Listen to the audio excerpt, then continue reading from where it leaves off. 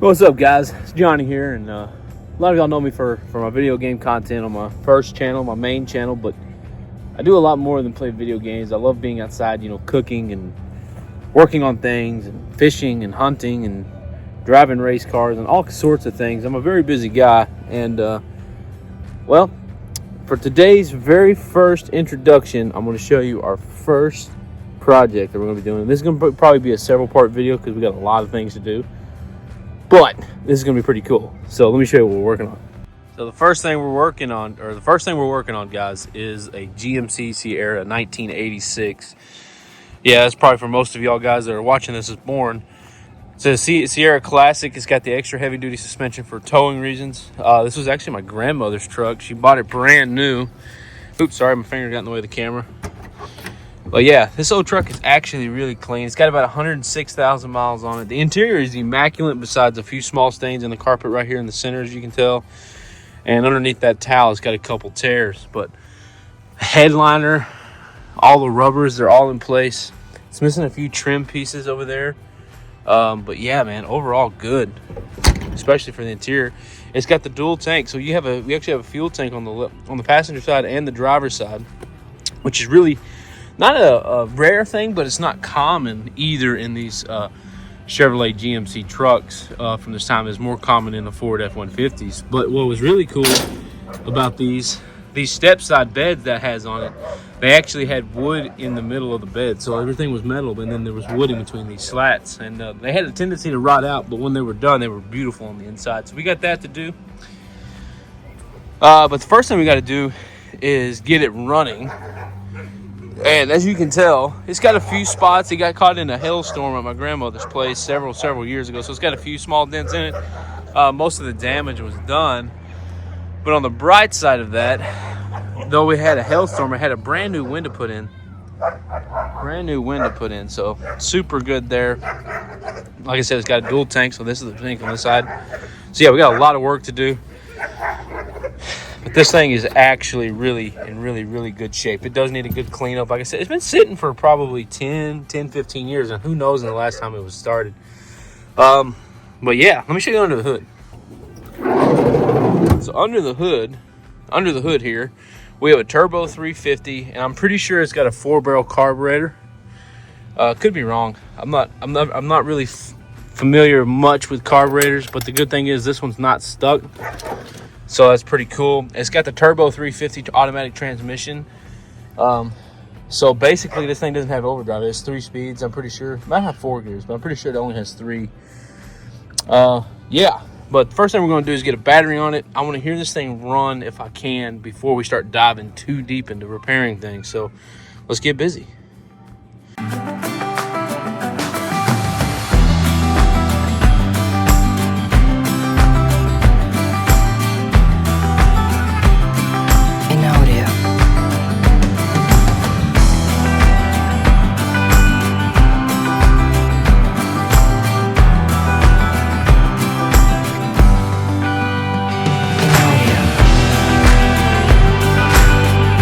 Now that we got a battery on it, I want to crank it over, make sure the motor's not locked up. So we're just going to run it for a few minutes, and then we'll go from there. So let's see what y'all do.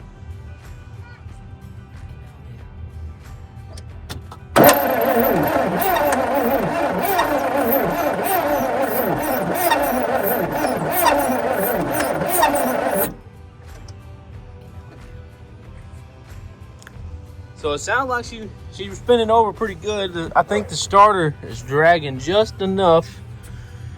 So yeah, we're gonna shoot a little gas into the carburetor by hand here. My little homemade thing here. We're gonna pour a little gas in it. And yeah, let me get some gas in it and we're gonna try it again.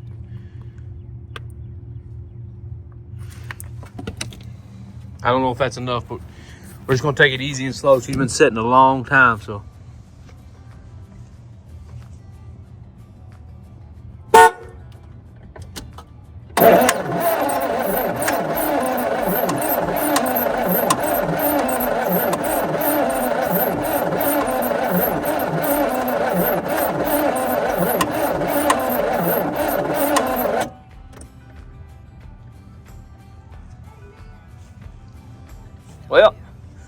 We gotta keep tinkering.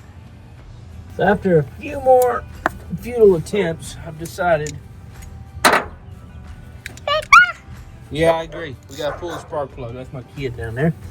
We're gonna pull the spark plug out and take one spark plug out and just kind of look and see what's going on.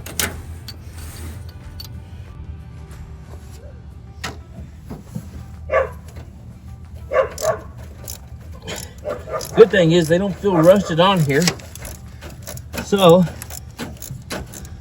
hopefully they're not gonna be in terrible shape. We need to check it, clean it. Need to make sure we're getting spark. The truck's actually getting good oil pressure, so that's a huge plus. That's a huge plus. All right, let's take a look at it. Yeah, they're not dirty at all. Huge plus. Huge plus. See if I can get the camera to focus. Yeah, they're really, I mean, they're rusty, but they're not dirty. So that's actually really good. It's really good. All right, guys, I have no way to check for sparks since I'm out here by myself, and I can't reach. I don't want to wire up the starter, so we're gonna see if this works. I'm gonna stick this thing right here. Hopefully, we see spark jump from here to here. We'll see. All right, let's see what we got.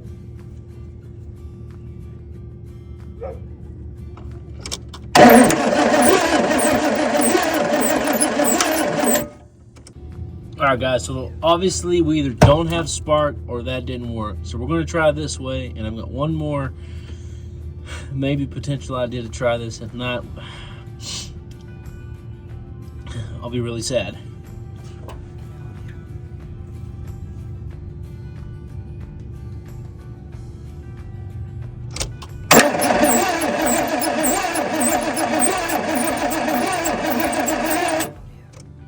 Okay, guys, so as you can tell, we don't have fire. So now we need to backtrack a little bit from the ignition, or from the spark. Okay, so we know we don't have any coming from the wire to the plug, right? So what we need to know now is if we're getting any fire from the distributor, which is this. Okay, we need to make sure we're not getting any. We need to make sure we're getting fire from the distributor.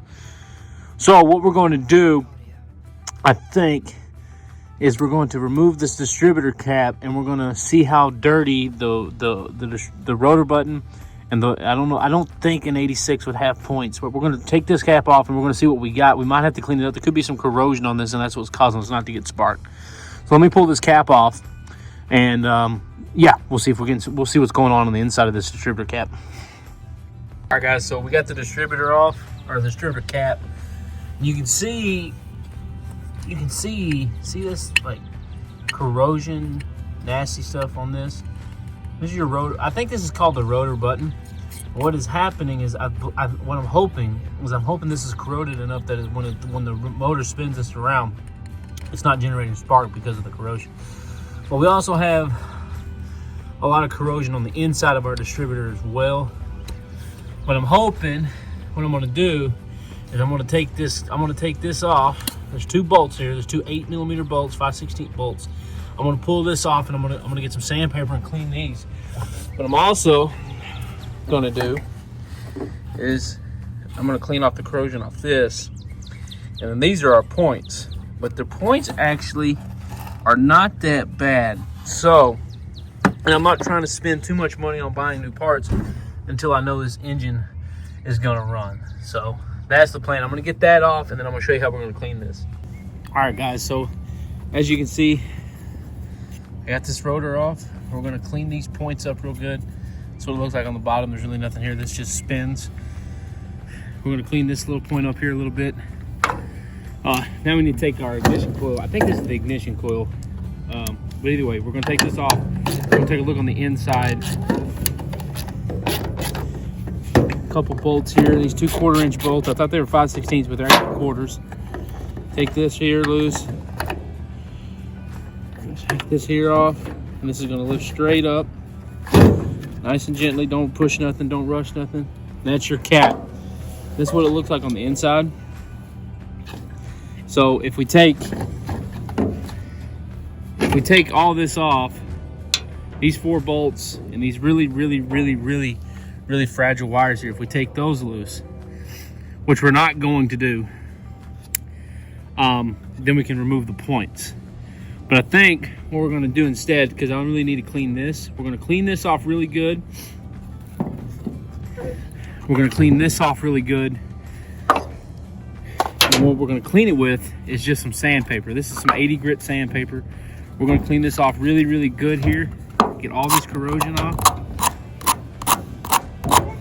Don't mind the kiddo. He's having fun.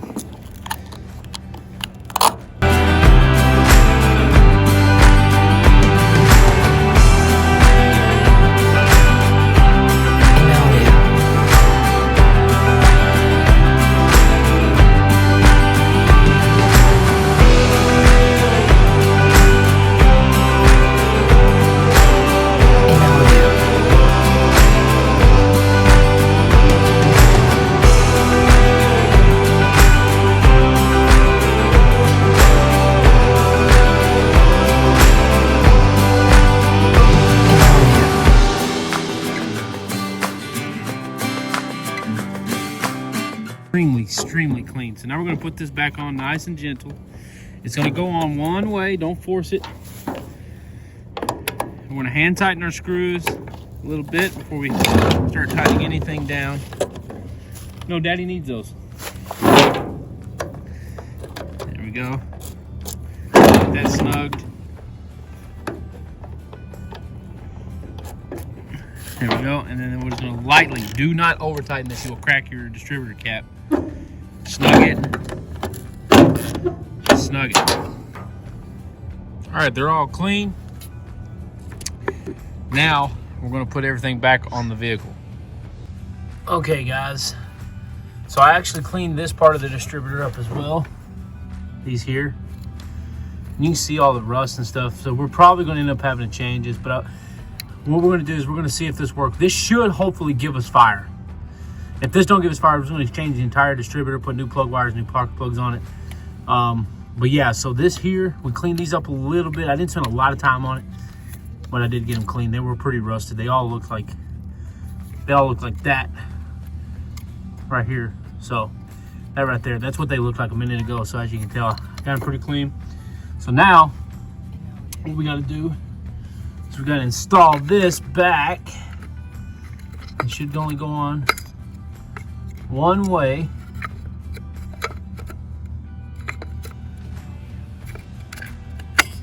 Just like so. And so I'm going to tighten these down, and then we're going to put the distributor cap back on. So give me just a minute. Let me get these tight. And again, guys, do not over tighten these. They don't have to be extremely tight. You'll crack your plastic housing. I dropped my wrench. I'm too fat to be climbing over top of this car, I can tell you that much. Here we go.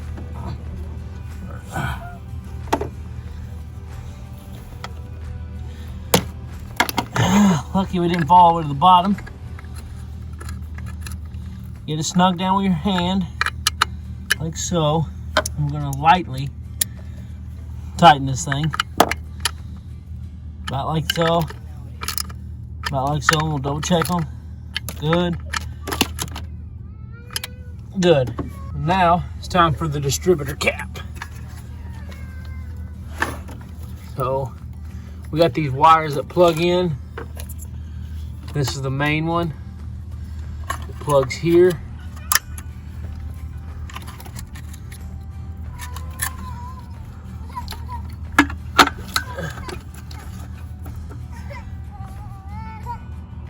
All right, guys, I'm gonna get the cap on because I need to get right where this camera's at. So give me a few. Okay, guys. So I didn't mark any of my plug wires, but it's really not that big of a deal. Firing order on these are pretty simple. So it goes 2, 4, 6, 8, 1, 3, 5, 7, and then this cap here actually had them labeled for me, so it's pretty easy. So The firing order is actually 8, 1, 2, 7, 5, 6, 3, and 4. So, all right, let's hope this works. All right, guys, so I decided to go ahead and run uptown and get this spark checker here. This is an inline spark checker. I just went to Harbor Freight, and basically how this is going to work is this side is going to plug into the spark plug, which I have reinstalled back into the engine, and this side is going to plug into our plug wire. And what should happen if we have fire is this light bulb on the inside should light up. So you're actually going to know if I have spark before I do, because I'm going to have to come back out and watch the video. So we're going to find out. We'll plug this into our spark plug, like so, and plug that in there. And then I'm going to move you guys down here. Bear with me. I don't have a professional camera yet. I'm sorry. Right there. And we should have fire. Let's see.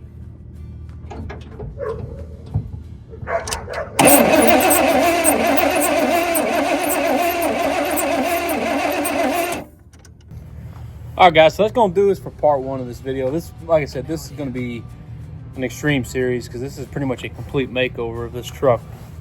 But we can't get fire. And I know we're going to need a rebuild kit.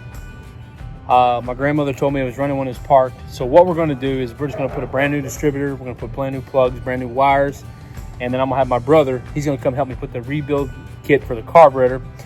So that's all going to be part 2, and we're probably going to have to blow out the fuel system at the same time to make sure we don't get any bad gas back into the new carburetor when we're done with this. So that's going to be part 2 of the remake of this 1986 GMC SEIRRA. That's a beautiful truck. It's going to be a lot of work invested in this thing, and it's going to take a long time to complete this series, but we just need to get the truck running so we can see what we got to do. Well, first thing said, we got to get the basics. We have to get fuel and we have to get fire. Since we put fuel in the carburetor directly ourselves, we know that it was getting fuel, but since we're not getting spark, it's not going to do us any good to have fuel. So that's step 1. We're going to get those done. This part of the series was basically just getting a diagnostics of what we needed to do and see what we needed to do to get it to run, and we've completed that. So thank y'all for staying tuned to the video. I appreciate each and every one of y'all, and I hope y'all enjoy me showing a little bit more of my personal life of what I like to do on the inside and outside of gaming. And I hope y'all stick around for more because we have a lot of cool projects coming up. Hopefully in a couple months I'll be able to actually put a GoPro in my race car when I get it complete, and we'll actually be able to take you out on the dirt track with me. But in the meantime, guys, remember, if God can love me, I know he can love y'all. Peace.